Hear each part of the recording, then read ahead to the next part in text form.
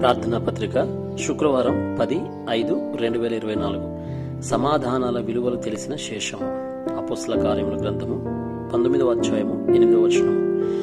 తరువాత అతడు సమాజ మందిరంలోనికి వెళ్లి ప్రసంగించుచు దేవుని రాజ్యమును గూర్చి తర్కించుచు ఒప్పించుచు ధైర్యముగా మాట్లాడుచు 3 నెలలు గడిపెను.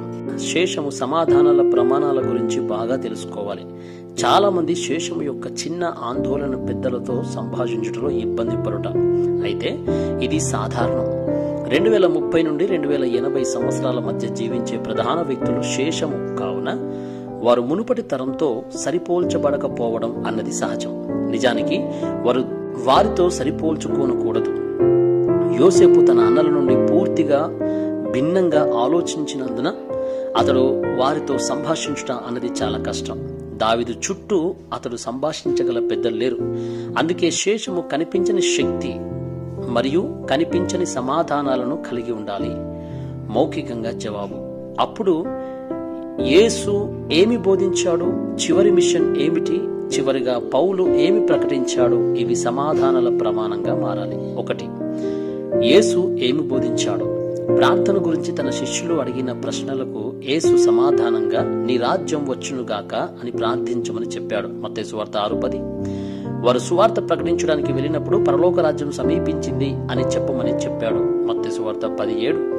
మరియు యేసు అయితే మొదట ఆయన రాజ్యమును నీతిని వెదుకుము, అప్పుడు ఇవన్నీ మీకు అనుగ్రహింపబడును. మత్తయి సువార్త 6:33 అని చెప్పాడు. 2. చివరి మిషన్. పునరుత్థానం చేయబడిన ప్రభు దేవుని రాజ్యం గురించి మరియు సింహాసనం వద్ద ఏమి జరుగుతుందో నేరుగా మాట్లాడాడు.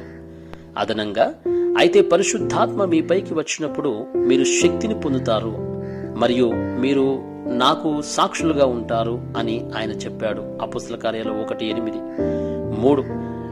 సమాజ మందిరంలో ఏమి బోధించబడింది. ఈ మాటలను బాగా అర్థం చేసుకున్న పౌలు 3 నెలల పాటు దేవుని రాజ్యం గురించి బోధించాడు. అపోస్తల కార్యాలు 19:8. అంతేకాక శిష్యులు వచ్చినప్పుడు అతను 2 సంవత్సరాల పాటు సమాజ మందిరంలో సినగోగ్ దేవుని వాక్యాన్ని బోధించాడు.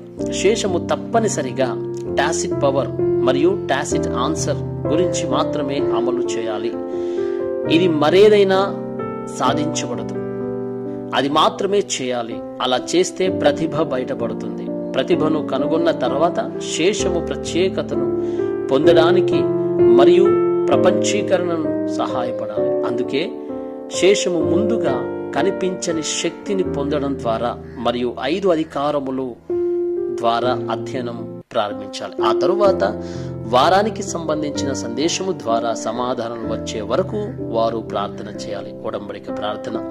ప్రియమైన దేవా, నాకు నూతన ప్రారంభము అనుగ్రహించినందుకు వందనములు. ఈరోజు నిజమైన సమాధానాలను స్వీకరించడానికి ప్రారంభం కావచ్చు. సువార్తను నిరోధించే చీకటి శక్తులచే మోసపోకుండా ఉండడానికి దయచేసి నాకు జ్ఞానాన్ని ఇవ్వండి. యేసుక్రీస్తు నామములో నేను ప్రార్థిస్తున్నాను.